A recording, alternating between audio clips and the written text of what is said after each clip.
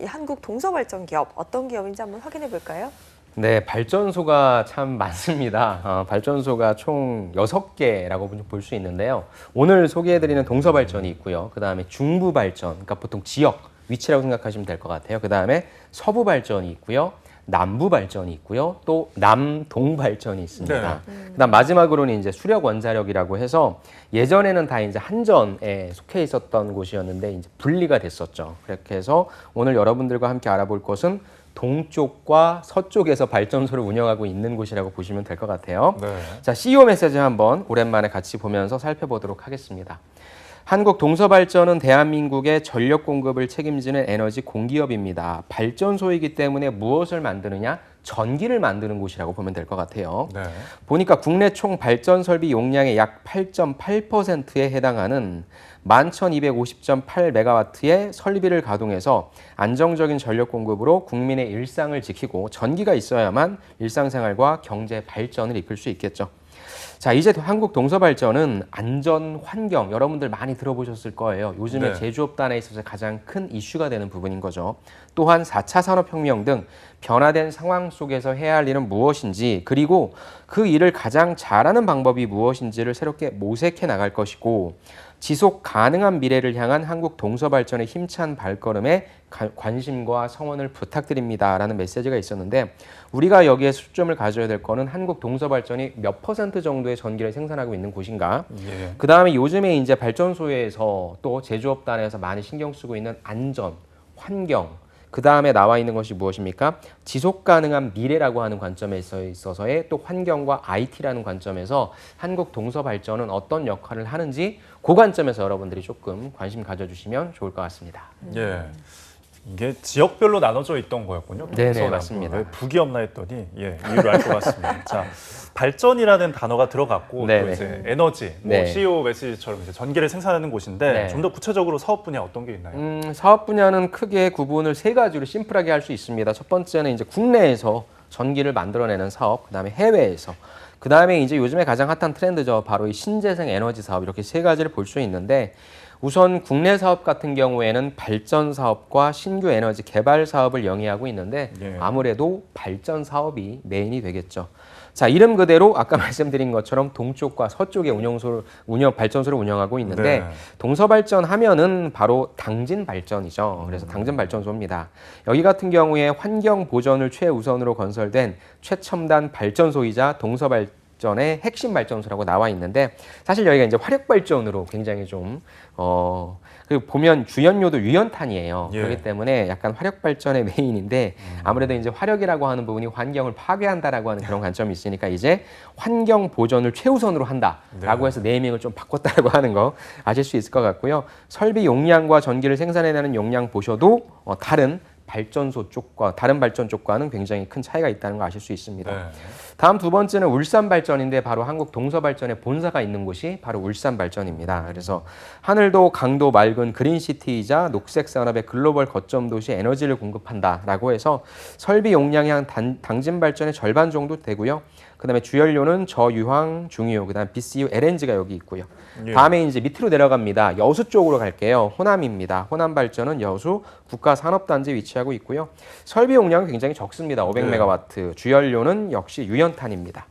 다음은 이제 동해바이오 발전, 다시 올라갑니다. 위쪽으로. 동해바이오 발전은 세계 최대 용량의 무연탄 유동층 발전소라고 해서 설비 용량도 호남 발전보다는 조금 적고요. 주연료가 아무래도 좀 무연탄이다 보니까 네. 좀 가장 적은 설비 용량으로서 좀 어필을 한번 해보는 게 좋을 것 같고요. 네. 마지막은 이제 한국 동서발전에서 여러분들이 가장 가고 싶어하는 곳이죠. 일산발전입니다. 바로 수도권 지역이다 보니까 안정적인 전력 수급 및 지역 난방열 공급을 목적으로 건설되었고, 여기는 설비 용량이 900메가와트, 네. 또한 주 연료가 이제 LNG라고 하는 부분이니까 이 5가지 정도는 내가 동서발전에 들어가면 어느 쪽 위치, 그 다음에 각각의 특징은 좀 무엇인가, 각각의 설비 용량과 발전된 전기 용량 어느 정도인가, 이런 부분은 좀 여러분들이 기본적으로 알고 가시면 좋을 것 같습니다. 네, 앞서 설명해 주시면서 국내에서는 지금 발전 사업 외에도 신규 에너지를 개발하는 사업도 추진하고 있다라고 하셨는데 네. 이 신규 에너지라는 게 굉장히 핫할 것 같아요. 어떤 네, 맞습니다. 부분일까요? 근데 뭐 신규 에너지 개발 사업 같은 경우에 아까 말씀드렸던 한국동서발전이 당진 쪽 있지 않습니까? 네. 당진 에코파워 석탄 발전 사업을 바꿔야 되잖아요. 친환경 쪽으로. 예. 친환경 LNG, 리퀴파이드 내추럴 가스라고 해서 액화천연가스죠. 네. 그걸로 이제 전기를 생산하는 걸로 바꾸겠다는 겁니다. 그렇게 해서 음성에 1000메가와트급 복합 화력을 추진하고 있다라고 하고요. 여기 같은 경우에는 이제 지역과 소통하면서 발전 사업의 공익성 확보하고 그다음에 적기 준공을 통해 일단 중요한 거는 전력을 안정적으로 수급해야 된다라고 하는 부분. 또한 발전소를 만드니까 당연히 일자리 창출에도 기여할 수 있다라고 하는 부분입니다. 이관 아나운서께서 저한테 질문 주신 것처럼 발전소 같은 경우에는 홈페이지에 좀 자세히 나와 있으니까 네. 엄한 것 건드리지 마시고 특히나 발전 기계나 전기 쪽 지원하시는 분들은 요거에 대한 정보를 좀 확인해 보시면 좋을 것 같습니다. 예. 그리고 홈페이지에 한국 동서발전 뭐 경영 목표와 전략도 나와 있나요? 네, 경영 목표와 전략 방향을 좀 같이 한번 보시도록 하겠습니다. 예. 일단 경영 목표의 총 설비 용량이 20기가와트고요. 매출액으로 봤을 때는 8조 원 정도, 그다음에 영업이익률을 9%로 하겠다라는 것이고 더 크게 쓰여져 있는 것이 이제 미세먼지 저감률이라고 해서 환경을 아무래도 좀 파괴하다 보니까 이걸 68%로 높이겠다. 18년 대비입니다. 그다음 두 번째가 이제 신재생 에너지를 그럼 늘리겠죠. 25%라고 해서 매출액이 그에 따라서 2.3조 원, 전체 매출액 8조 원 중에서 이제 한 4분의 1 정도를 네. 신재생 에너지로서 전기를 생산하겠다는 목표가 되겠죠. 일자리 창출수, 뭐 동반 성장 평가 이런 부분들은 넘어가시면 좋을 것 같고요. 밑에 전략 방향을 한번 좀 보실게요. 어떤 식으로 그럼 우리가 전략을 짜야 되냐? 아까도 말씀드렸지만 지속 가능해야 돼요. 환경이라고 하는 이슈, IT라고 하는 이슈를 무시할 수는 없습니다. 네. 두 번째는 그러다 보니까 친환경 미래성장 동력을 확보해야 될 것이고 그다음에 국민 신뢰 중심, 그다음에 안전과 혁신이라고 하는 그런 부분도 있고요.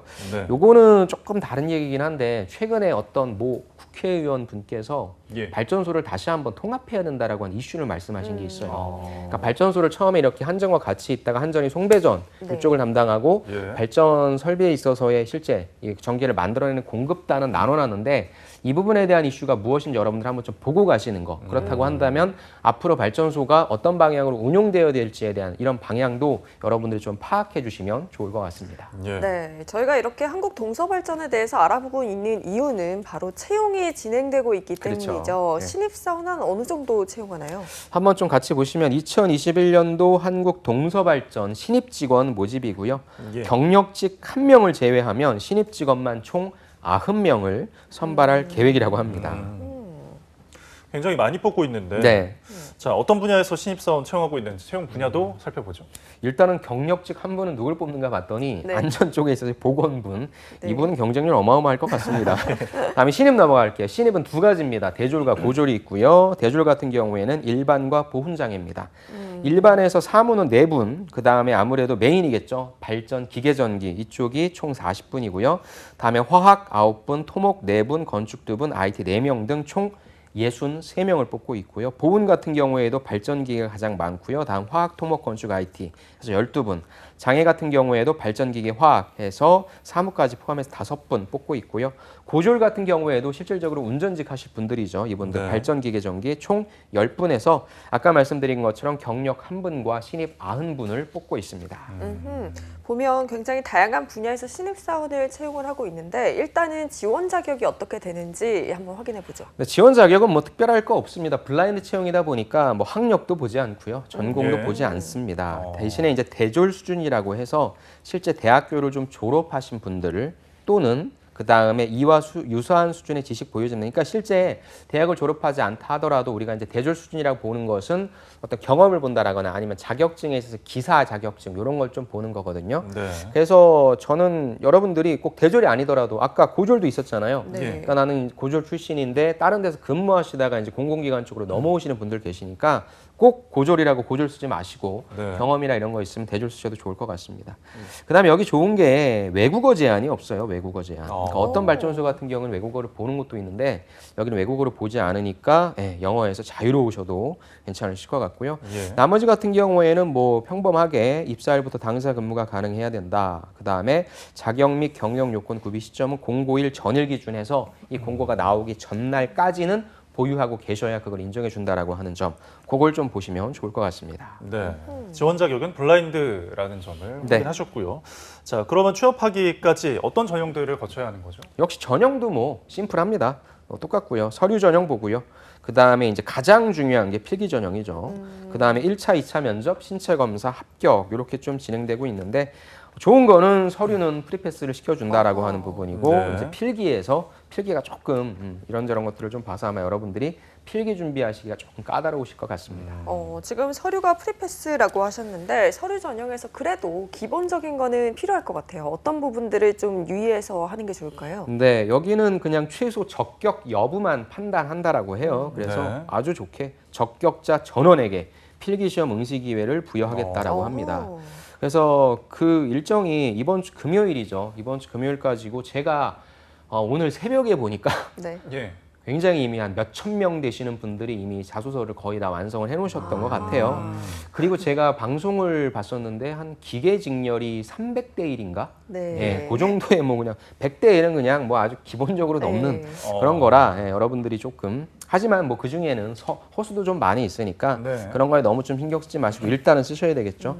예. 그러면은 누가 떨어지냐? 바로 자기소개서를 불성실하게 쓴 분들이 떨어지겠죠. 예. 항목 미기재, 동일 문구 반복, 그 다음에 비속어 사용, 저는 제일 중요한 게 회사명 오기. 여기는 무슨 발전이요? 동서 발전. 네. 남동 발전도 있고 서부 발전도 있고 중부 발전도 있고 아까 말씀하셨지만 무슨 네. 북부 발전도 있고 북부 없죠. 죄송합니다. 예. 잘못 쓰면 큰일 납니다. 그러니까 여기 이런데 자소서를 그냥 넘겨주는 데는 여러분들이 잘 쓰려고 하지 말고 뭐 하자? 실수를 하지 말자의 단으로 가시면 좋을 것 같고요. 예. 타임 표절, 그 다음에 500자인데요. 500자라고 하면은 그러니까 자소서는 뭐 정해져 있는 규칙은 아니지만 최소한 80% 이상은 쓰시는 거 58에서 40, 400자 이상은 쓰셔야 되겠죠. 그래서 100자 미만 기재도 떨어뜨립니다. 그 부분 여러분들이 좀 파악해 주시고 잘 작성하시고 주의 깊게 살펴보신 다음에 프리패스 해보시기 바랍니다. 예. 혹시 뭐 회사명 뭐 동서식품이라고 쓰시는 분은 없겠죠? 자, 큰일 납니다.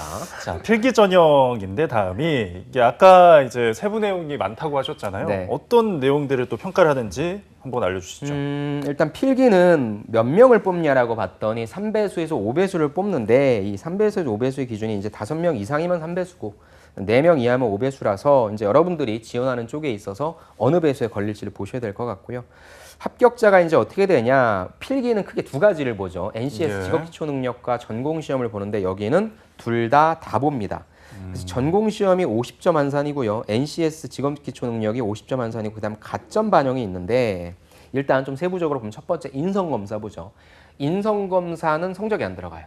아. 요거는 2차 면접 때 활용되는 자료니까 제발 여러분들 스스로를 속이지 마시고 네. 있는 그대로 좀 작성해 주시면 좋을 것 같아요. 제가 언제죠? 저번 주 목요일 날에 만났던 친구인데 이 친구는 이 가장 큰 고민이 인성검사에서 계속 떨어진다는 거예요. 왜냐하면 본인이 지원한 직무에 맞게 세팅을 해가지고 그거에 맞게 했는데 붙은 적이 없대요. 근데 그러지 네. 마세요, 여러분들. 여러분들이 그 직무에 맞게 세팅한다, 꼼꼼하다, 친절하다, 뭐 배려기 그런 거 모든 직무가 다 똑같아요. 그렇죠? 꼼꼼해야 되는 직무가 뭐 마케팅이고 꼼꼼해야 되는 직무가 뭐 연구개발 이것만 있는 건 아니죠. 그러니까 제발 네. 있는 그대로 여러분들 모습. 나는 붉은색을 보면은 갑자기 뭐 마음이 뭐 덜덜 떨린다. 그럼 글로 가요. 그냥 이 직무는 떨리면 안 될 것 같아. 이렇게 계산하지 마시고 그래서 인성 검사는 있는 그대로 해주시면 됩니다. 예. 두 번째가 이제 직무 수행 능력 평가가 만점 100점인데 이건 이제 아까 전체에서 50점으로 줄인다는 거고요. 이게 보니까 전공이 90점이고 한국사가 있습니다. 제가 봤을 때는 이 한국사 자격증을 갖고 계신 분들이 아마 조금 더 유리하지 않을까. 그러니까 시험은 네. 봐요. 시험은 보는데 아무래도 한국사를 1급 갖고 계신 분들이 많으니까 그분들이 여기에서 조금 더 유리하지 않을까 싶고요. NCS도 만점 100점 해가지고 요거 세 가지 합쳐서 필기 합격자를 발표한다고 합니다. 이렇게 서류는 프리패스지만 필기 전형이 중요하다라고 하셨잖아요. 네네. 그럼 이 필기 전형을 어떻게 준비해야 될까요?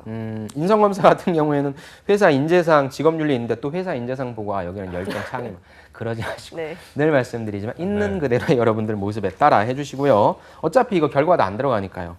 NCS가 중요하죠. NCS는 기본적인 의수문만 묻고 있습니다. 의사소통, 수리, 문제 해결만 묻고 있고 60분에 50문항이거든요. 근데 제가 누누이 말씀드리지만 NCS는 되게 제가 저번 주에 현직자 인터뷰 프로그램을 진행했는데 네. 거기에서 NCS 이거 통과하신 분이 멋진 말씀하시더라고요. NCS 점수는 여러분들만의 천장이 정해져 있대요. 그러니까 아무리 죽어라 공부해도 여러분들이 천장을 뚫지 못한다고 하는 게 있는데 정말 그런 것 같습니다. 보십시오, 여러분. NCS가 50 들어가고 직무수행 능력 평가가 50 들어간다고 해볼게요. 예. 그렇다면 여러분들이 처음에는 어디에 준비해야 됩니까? NCS 위주로 준비해야 되겠죠. 그러다가 이제 어느 정도 일정 시간 동안 계속 풀었는데 점수가 안 올라. 나의 절대적인 점수겠죠. 그럼 어디다 점수를 나눠줘야 돼요? 이제 전공으로 넘어가야 되겠죠. 그래서 저는 전공 같은 경우에는 뭐 50분에 객관식 50문항이고 그다음에 제가 다음에 말씀드리겠지만 거의 기사라든지 여러분들이 전공 과목 했던 수준으로 나오거든요. 예. 여기에다 시간을 조금씩 투여하셔야 돼요. 처음에는 NCS 한 8대2. 그러니까 NCS 8의 전공시험 2로 준비하실 때 NCS를 계속적으로 절대적으로 준비하시면서 어디로? 전공으로 시간을 둬서 이제 나중에는 NCS 한 3대 전공 7로. 왜? 전공시험에서 잘 맞아야 점수가 올라갈 확률이 높기 때문에 네. 이런 시험 같은 경우에 전략을 잘 짜셔야 됩니다. NCS 죽자고 매달려 있어봤자 천장이 존재하니까 그 부분은 여러분들이 좀 파악해 주시고 내가 빨리 어느 쪽에 점수를 조금 더 잘 둬야 되겠다는 전략을 가지고 해주시고요. 아까 보셨던 것처럼 한국사가 보니까 3급 수준밖에 안 돼요. 그러니까 1급을 따신 분들은 당연히 3급 수준이니까 만점을 받으실 확률이 높은데 한국사를 공부 안 해보신 분들은 10점도 좀 위태위태한 거거든요. 그래서 예. 전략을 조금 잘 세워보시고 제 생각에는 그래서 결국에 필기에 있어서의 가장 먼저 여러분들이 붙고 떨어지는 중요한 조건은 한국사가 되지 않을까. 그래서 한국사를 보유하신 분들은 NCS 쪽에 아니면은 전공시험 쪽에 시간을 더 많이 투여해 주시고 아니신 분들은 한국사를 할 것인가 전공을 할 것인가에 대한 선택지도 좀 필요할 것 같습니다. 예.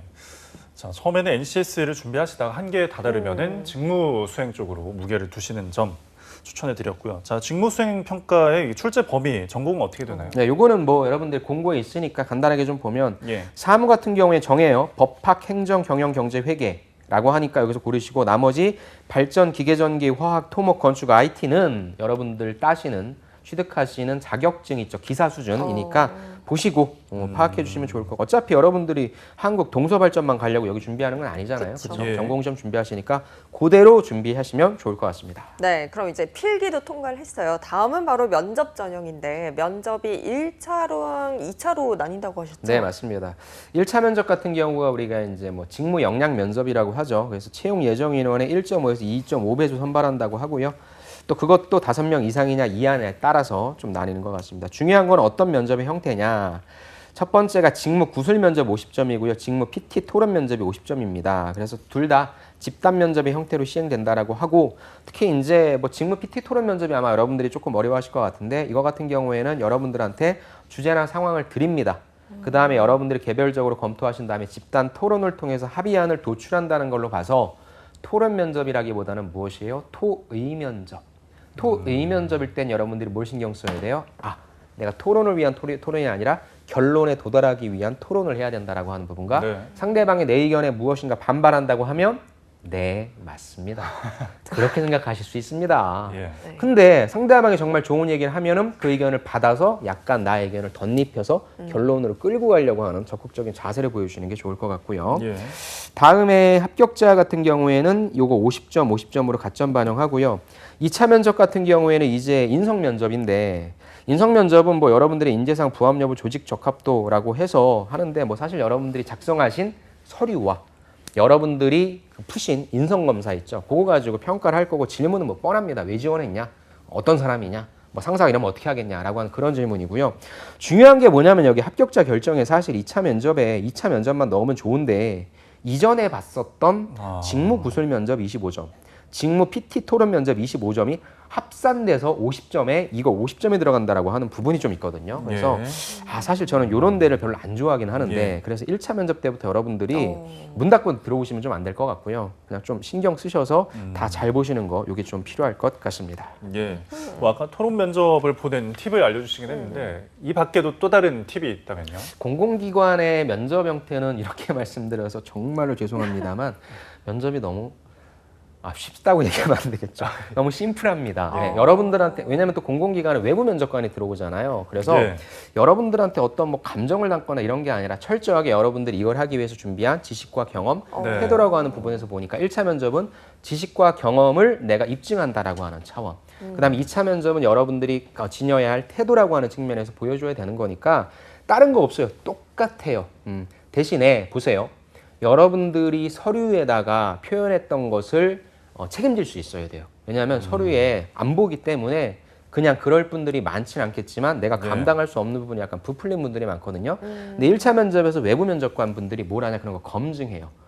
투데이 잡스 방송하셨어요? 몇 시부터 몇 시까지 했어요? 몇 명이서 했어요? 가장 어려웠던 건 뭐예요? 그때 그런 얘기 했을 때 사회자분은 다른 얘기 안 했어요? 등등 여러분들이 약간 취조한다는 느낌의 진위 여부를 따질 수 있는 그런 게 있으니까 네. 완벽한 시나리오를 쓰고 가시든가 아니면은 진실만 말씀하시는 거 좋을 것 같습니다. 예. 어허. 지금 공공기관이만큼 역시나 철저하게 블라인드 채용이라고 그렇죠. 하셨는데 또 블라인드 채용이니만큼 유의해야 되는 사항들도 있잖아요. 이 부분 같은 경우에도 사실 뭐 기업마다 조금씩 다르긴 한데 제가 저번 주에 한국은행에 있었잖아요. 한국은행 같은 경우에는 당신이 이전에 어떤 곳에서 근무했는지까지도 이제 가리라고 했거든요. 전 그게 제일 중요할 것 같아요. 어차피 학교 이름, 그 다음에 전공이라고 하는 부분, 요거는 거의 다 가릴 거고요. 그다음 학점, 요게 사실 블라인드 채용의 취지거든요. 근데 이 기업은 어떤 것이냐라고 봤을 때 입사 지원서 상에 사진, 생년, 학교명, 학점까지 기재란이 없다라고 합니다. 그 다음에 지원서 작성 시 개인 인적사항, 출신 학교, 가족관계 안 되고요. 면접 시에 좋은 회사입니다. 복장에 따른 또 선입견 배제와 구직 비용 절감을 위해 유니폼 등 통일된 복장을 지급할 예정이라고 합니다. 좀 이건 좀 다른 얘기긴 한데 붙으면 그걸 이제 가훈으로 가보로 간직을 하고 떨어지면 이렇게 좀 좋은 것 같아요. 한국 네. 동서발전 돈 많은 것 같습니다. 좋습니다. 그래서 입사 지원서 여러분들이 좀 실수하시는 게 뭐예요? 이메일 기재할 때 학교 이름이 들어간 이메일, 특정 단체명이 들어가는 메일이니까 항상 제가 이거 말씀드리는 건 채용 포털 그런 이메일로 작성해 주시고 제발 이메일 주소 뭐 고돌이나 이런 거 있죠. 그런 거 말고 그냥 여러분들 이름으로 이니셜 하나 만드시는 게 어떨까 싶습니다. 예. 이메일도 주의하시고요. 네. 자, 이제 직무별로 지원 전략을 알아보겠는데요. 먼저 문돌이 인문 상경 계열 지원자 경쟁이 아주 치열할 것 같습니다. 몇 명 안 뽑기 때문에 네. 사무직 어떻나요? 사무직 같은 경우에는 일반 4명과 장애 2분을 채용한다라고 했죠. 그래서 보니까 사실상 진짜 사무직이에요. 네. 우리가 보통 얘기하는 경영 지원이라고 하는 직군입니다. 그래서 경영기획, 인사, 노무관리, 예산자금, 회계감사, 뭐 세무, 구매 조달이 있는데 아마 여러분들이 이걸 전체를 다 하실 수는 없을 것 같고 현재 지원하시는 시점에서 어느 것은 좋을 것, 내가 어느 것을 좀 지원하면 좋겠다라고 하는 타겟팅을 하셨으면 좋겠어요. 네. 경영기획이라고 하는 부분은 제가 늘 말씀드리지만 요건 기획한다라고 하는 건 미래를 제시하죠. 미래를 제시하려면 지표가 있어야 되니까 경영기획을 하실 분들은 그냥 뭔가 나의 감으로 이런 걸로 기획하지 말고 그 예산 자금 회계 감사처럼 숫자에 대해서 알고 계신 분들이 좀 지원하시면 좋을 것 같고 저는 난 전혀 모르겠다라는 분은 괜히 지원하지 마십시오. 면접 때 공격 많이 받아요. 제일 좋은 게 인사겠죠, 인사. 그래서 창의적인 조직 문화를 만들기 위해 어떤 걸 하면 좋겠냐라는 등 그런 부분들 해주시면 좋을 것 같아요. 노무 관리는 또 인사 조금 달라요. 노무 관리라고 하는 것은 아무래도 발전소죠. 그러다 보니까 이제 현장직 분들도 많을 거예요. 그래서 다양한 구성원들이 섞여 있는 조직이다 보니까 어떻게 잘 한번 이렇게 뭉치게 할 수 있을까? 그리고 제가 그때 이정섭 아나운서한테 질문했지만 딱 맞추셨잖아요. 조직 생활이죠. 맞아요. 하나의 목표를 바라보는 것이기 때문에 모든 직원들을 하나의 목표로 바라보게끔 만드는 게 노무 관리입니다. 예. 요거는 사실 조금 어려워서 여러분들이 법대 나오신 분들, 노동법, 근로기준법을 배우신 분들 아니면 노무사 1차 공부하셨거나 합격하신 분들 아니면 노무관리도 함부로 쓰지 마시고 인사 쓰십시오. 그 다음에 이제 재무회계 하신 분들, 상경계열이신 분들이 예산자금 회계감사 쓰시면 좋을 것 같고요. 또 세무 공부 조금 하신 분들 세무 쪽 아니면은 뭐 난 잘 모르겠다. 그리고 물류 쪽 조금 배웠다라고 하는 분들은 구매 조달 쪽 해주셔도 괜찮을 것 같고 구매 조달은 한마디로 계약 관리하는 거거든요. 그래서 여러분들이 가장 좀 만만하다고 생각될 수 있는 쪽에 그리고 아까 말씀드린 것처럼 면접 때에 연관시켜서 공격을 받을 부분이기 때문에 내가 방어가 가능한 쪽을 지원해 보자, 타겟팅을 하자 말씀드리고 싶습니다. 네, 우리 다음으로는 이번 신입 채용에 꽂힌 것 같습니다. 이 채용 인원이 가장 많은 발전기계 분야도 한번 소개해 주시죠. 맞습니다. 발전기계는 이게 이제 기계와 전기가 다 같이 들어가 있는 쪽이라 먼저 직무 수행 내용을 보시면 화력발전 설비 설계죠.